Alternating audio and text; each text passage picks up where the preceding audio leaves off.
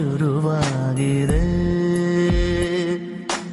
ಬಡಪಾಯಿ ಎದೆಯಲ್ಲಿ ಒಲವೀಗ ಮನೆ ಮಾಡಿದೆ. ಸನ್ನೆಯಲ್ಲಿ ಏನೇನೋ ಹೇಳುವಾಗ ಎಲ್ಲ ಮಾತು ನನ್ನಲ್ಲೇ ಬಾಕಿ ಈಗ. ಸರಿ ಹೋಗುವ ಮುನ್ಸೂಚನೆ ಇತ್ತೀಚೆಗೆ ಸುಳಿದಾಡಿದೆ. ನನ್ನ ಮೇಲೆ ನನಗೀಗ ಅನುಮಾನ ಶುರುವಾಗಿದೆ.